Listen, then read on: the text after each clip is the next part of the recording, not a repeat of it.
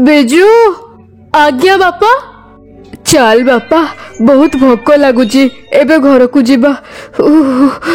बापा मु तुमको कही ना तुम्हें आराम करो मु एकुटिया करिनेबी बोली।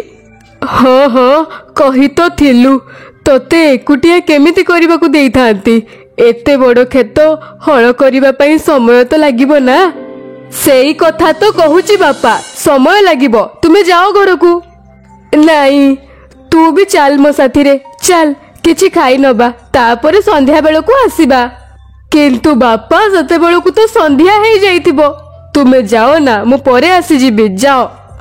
अरे जिद करनी चल मो साथी रे आज किछि समय छुट्टी नहीं ने। हेले बापा जने गरीब कृषकर केबे भी छुट्टी फुट्टी न थाए। हाँ पुओ कथा तो ठीक कहूचु। ए कहानी होछि यांको गरीब परिवारर। परशुराम ता पुओ बिजू झियो प्रीति आउ स्त्री मिनती सहित गाँव रे रहुतिला। गाँवर जनसंख्या अधिक नथिला तेणु समस्तଙ୍କ घर बहुत दूर दूर बना होइतिला। परशुराम रो छोट घर भी ता चाष जमी मझिरे बना होइतिला। से माने घर पहुंचीबा परे आसी गल तुमे दुई जण बसी जाओ मु खाइबा बाढ़ी दउची। अच्छा बिलो काम पूरा हे गला। कौठी माँ बापा कहबाकू लागिले आज छुट्टी नहीं ने आउ जबरदस्ती मते साथी रे नहीं आसिले। छुट्टी माने अरे बाहरे केते ठंडा देखि बुझा आम मानको भितरु जदी केही भी देह खराब रो शिकार हे गलु तो। अच्छा प्रीति कुआडे गला। से कुओरु पानी आनिबा को जाईची।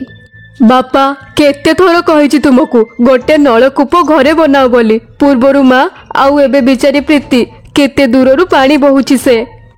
तो कौन हे गला पुओ तुमे माने भी तो केते परिश्रम करूछ ना आम दुई जनक पई। किंतु माँ घरे पानी सुविधा तो थिबा दरकार ना। हाँ ठीक कहिचु तू। हौ एथरक भल फसल हेले सेई टंकार निश्चय मु नलकूप आगो खळिबी हेला। बापांको पाखरु एई कथा सुनी बिजू मन को संतोष मिलिला आउ से खाइबा को बसीगला। सेतिकी बेले अच्छा मु कौन कहूतिली कि बिजूर बापा। हाँ कुह ना यार बाहागर पाहागर करेइबो कि नहीं। हाँ करेइबा बढ़िया से करेइबा। नहीं थाउ बापा एतिकी जंजाल कौन कम अछि जे आहुरी जंजाल मुंडेइबी। स्त्री केबे जंजाल हेई न थाए बिजू से तो जंजाल रु बाहरिबार रास्ता हेई थाए। देखिबु बहु आसिले हमर भाग्य बदल जिवो। हाँ भाई माँ ठीक कथा कहूची। कथा तो तुमे दुई जण एमिति कहूच जेमिति सिए आसी गले आकाशरु टंका खसिबा आरंभ होई जिवो। प्रथमे किछि टंका संचय करि सार तापरे भाबिबा से कथा हेला। एमिति ही अनेक मास बीतीगला। परशुराम रो धान पाची प्रस्तुत हो गला। एथर परशुराम रो भल फसल होइतिला। खेतरु परशुराम को भल टंका भी मिलिथिला। तो देइथिबा कथा अनुसार परशुराम सबुठारु प्रथमे ता घरे गोटे नलकूप बनैला। आउ सेई दिन संध्या रे अरे वाह आम नलकूपर पानी तो केते मीठा लागुची। हेइटी सुनुच बिजूर बापा ए काम तो बढ़िया से हे गला। एबे सुनो आउ किछि बड़ खर्च आसीबा पूर्वरु बिजूर बाहागर करई दियो। हेले माँ एबे तो चुप कर तू कहिथिलु ना प्रथमे नलकूप आउ तापरे बहु। एबे देख पानी व्यवस्था भी हे गला तू आउ किछि कहबुनी हेला। माँ को कथा सुनी बिजू पार्टी करबा बंद कर देला। आउ से दिन ठारू माँ बापा मिसी झियो देखिबा आरंभ कले। एमिति दिने घरे पहुंचू पहुंचू कौन हैला माँ प्रस्ताव कथा। हाँ बाहाघर ठीक हे गला। मते तो झियोटा भारी पसंद। ता ना होउची पूजा पाठ पढ़ा पढ़ी रे बहुत भलो। किंतु कौन माँ। किंतु ता बापांको देह भल रहुनी आउ माँ भी मरी जाइची। मते तो झियोटा बहुत भल लागिला देखिबाकू भारी सुंदर। मते भी बहुत बढ़िया लागिला। आमे तो हाँ हाँ कहि कि आसीचु तुमे माने एबे बाहागर प्रस्तुति रे लागी जाओ। किछि दिन परे बिजूर बाहागर पूजा सह हे गला। पूजा सासु घर को आसीबा मात्रे सबु काम संभाली नेला। एई छोट परिवार रे एबे खुशी ही खुशी थिला। आउ एमिति दिने माँ आमो गाँटा तो बहुत छोट एठी अल्प किछि घर ही देखा जाउची ना। ହଁ ରେ ମା, ଆରମ୍ଭରୁ ଏ ଗାଁଟା ଏମିତି ସମସ୍ତେ ନିଜ ନିଜର ଚାଷ କାମ କରନ୍ତି ଆଉ ଖୁସିରେ ରୁହନ୍ତି। ମା, ଏଇ ରାସ୍ତାଟା କୁଆଡେ ଯାଇଛି କି? ଏଇଟା କଟକକୁ ଯାଇଛି ରେ ମା। ତୁମେ କେବେ କଟକ ଯାଇଛ ମା? ହଁ, ଥରେ ତ ଶ୍ୱଶୁର ନେଇ ଯାଇଥିଲେ ମତେ ଆଖି ଚିକିତ୍ସା ପାଇଁ। କି ଚଉଡ଼ା ରାସ୍ତା, କି ବଡ ବଡ ବିଲ୍ଡିଂ ରେ ବାବା। ବସ୍ ବାଲା ସାଙ୍ଗେ ସାଙ୍ଗେ ନେଇ ପହଞ୍ଚେଇ ଦେଲା। ୟା ମାନେ କଟକ ଏଇଠୁ ବେଶୀ ଦୂର ନୁହେଁ। ହଁ, କିନ୍ତୁ ତୁ କାହିଁକି ପଚାରୁଛୁ? ନାଇଁ ନାଇଁ, କିଛି ନାଇଁ, ବାସ୍ ଏମିତି ହିଁ। ମିନତୀ ବୁଝିପାରୁନଥିଲା ଯେ ପୂଜା ମନରେ କ'ଣ ଚାଲିଛି। ଏମିତି ହିଁ ସମୟ ବିତିବାକୁ ଲାଗିଲା। ପୁଣି ଏମିତି ଦିନେ ପରଶୁରାମ ଆଉ ବିଜୁ ମୁଣ୍ଡରେ ହାତ ଦେଇ ବସିଥିଲେ।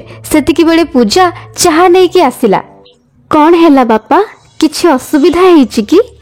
ହଁ ବହୁମା, ଗୋଟେ ବଡ ବିପତ୍ତି ପଡିଗଲା। ବର୍ଷା ଜମାରୁ ହଉନି, ସବୁ ଫସଲ ଶୁଖିଗଲାଣି। ବିଚରା ବିଜୁ ବାଲ୍ଟିରେ ପାଣି ନଳକୂପରୁ ବହି ବହି କ୍ଷେତରେ ଛିଞ୍ଚୁଛି। ଅନ୍ତତଃ ଆମ ଘର ଖାଇବା ମାପର ତ ଫସଲ ବାହାରି ଆସୁ। କିନ୍ତୁ ଗତ ବର୍ଷ ତ ବହୁତ ବର୍ଷା ହେଇଥିଲା। ହଁ ପୂଜା, ପୂର୍ବଥର ଏତେ ବର୍ଷା ହେଇଥିଲା କି ଅଧା ଫସଲ ଭାସିକି ନଷ୍ଟ ହେଇଗଲା। ଚାଷୀଟିରେ ତ ଏଇ ଦୁଃଖ, ବର୍ଷା ବେଶୀ ହେଲେ ବି ଅସୁବିଧା, ବର୍ଷା କମ ହେଲେ ବି ଅସୁବିଧା। ସେଇ ଭଗବାନ ଜାଣନ୍ତି କ'ଣ ହବ ଆଗକୁ। ପ୍ରୀତିର ବାହାଘର ବି ତ କରିବାର ଅଛି। ଟଙ୍କା ନ ସଞ୍ଚିଲେ କ'ଣ ହବ କେଜାଣି। ଭରସା ରଖ ମିନତୀ, ସବୁ ଠିକ ହେଇଯିବ। ନିଜ ପରିବାରକୁ ଦୁଃଖରେ ଦେଖି ପୂଜା ବି ଚିନ୍ତାରେ ପଡ଼ିଗଲା।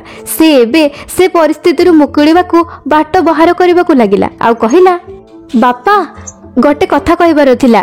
ହଁ ବହୁମା, କ'ଣ ହେଲା? ଆମ ପ୍ରୀତିର ବାହାଘର ପାଇଁ କେତେ ଟଙ୍କା ଦରକାର ଆପଣଙ୍କୁ? ବହୁମା, ଏମିତି କ'ଣ ପଚାରୁଛୁ?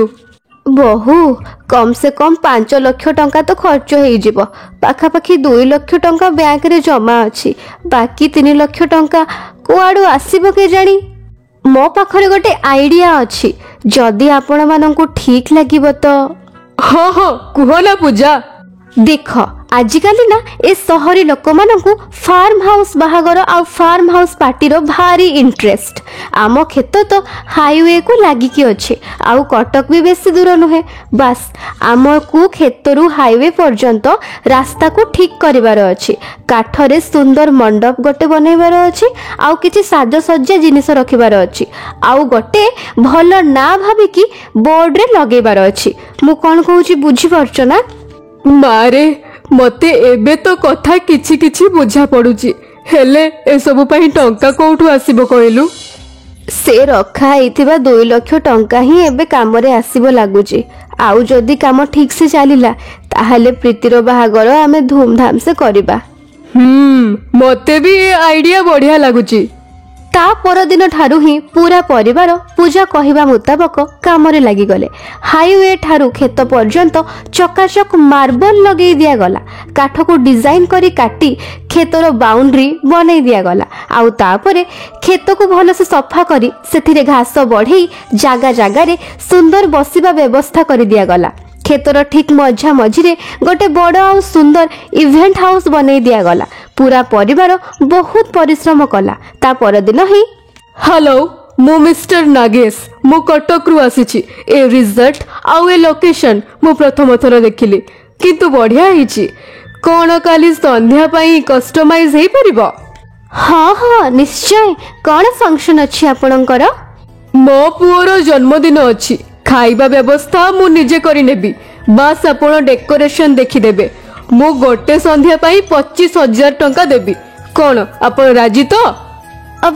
ହଁ ହଁ ହଁ ଆଜ୍ଞା, ଆମେ ରାଜି। ଏଇ ନିଅନ୍ତୁ 10,000 ଟଙ୍କା ଆଡଭାନ୍ସ। ପୂଜାର ପ୍ଲାନ୍ କାମ କରୁଥିଲା। ତା ପରଦିନ ମିଷ୍ଟର ନାଗେଶ ତାଙ୍କ ପୁଅର ବର୍ଥଡେ ବହୁତ ଭଲ ଭାବେ ପାଳନ କଲେ। ପୂଜା ଆଉ ତା ପରିବାର ପୁରା କ୍ଷେତକୁ ବେଲୁନ ଆଉ ଲାଇଟରେ ସଜେଇ ଦେଇଥିଲେ। ଏମିତି ହିଁ ଧୀରେ ଧୀରେ ଲୋକମାନଙ୍କୁ ପୂଜାର ରିଜଲ୍ଟ ବିଷୟରେ ଜଣା ପଡ଼ିଲା, ଆଉ ଲୋକମାନେ ଆସିବାକୁ ଲାଗିଲେ। ସେପଟେ ପୂଜା ଆଉ ତାଙ୍କ ଘର ଲୋକଙ୍କୁ କାମର ଫୁର୍ସତ ହିଁ ମିଳୁନଥିଲା। ଆଉ ତାପରେ ଠିକ 2 ବର୍ଷ ପରେ, ଭାଇ ଶୁଣିବ, ଭାଇ ଖାଇବା ଶୀଘ୍ର ରେଡି କରିଦିଅ, ବରଯାତ୍ରୀ ଏବେ ହିଁ ଆସିଯିବେ। ହଁ, ଓହୋ ପ୍ରୀତି, ରେଡି ହେଇଗଲାଣି କି ନାହିଁ? ପ୍ରୀତି, ପ୍ରୀତି, ଶୀଘ୍ର ବାହାରକୁ ଆସ। ଦେଖୁଛୁ ନା ବୋହୁ, ଆମ ପ୍ରୀତି କେମିତି ଦେଖାଯାଉଛି? ହଁ ମା, କାହାର ନଜର ନ ଲାଗୁ, ପରଠୁ ଜମାରୁ କମ୍ ଲାଗୁନାହାନ୍ତି। ଭାଉଜ, ଏ ସବୁ କିଛି ତୁମ ପାଇଁ ସମ୍ଭବ ହେଇପାରିଲା, ଥ୍ୟାଙ୍କ ୟୁ। ମୁଁ ନୁହେଁ ପାଗିଳି, ଆମ ସମସ୍ତଙ୍କ ପାଇଁ। ଆଉ ଶୁଣ, ବାହାଘର ପରେ ପ୍ରଥମ ଯୋଉ ପିଲା ହବ ତୁମର, ତା ପାଇଁ ଏବେଠୁ ବୁକିଂ କରିନିଅ ଆମ ଫାର୍ମ ହାଉସକୁ। କିଏ ଜାଣି ସେତେବେଳେ ଜାଗା ଖାଲି ଥିବ କି ନଥିବ। जदि आपंक ये कहानी भल लगी थाए ताहले लाइक करंतु। आउ जदि आपण आम चैनल रे नुआ अछंती ताहले चैनल को सब्सक्राइब करंतु। धन्यवाद।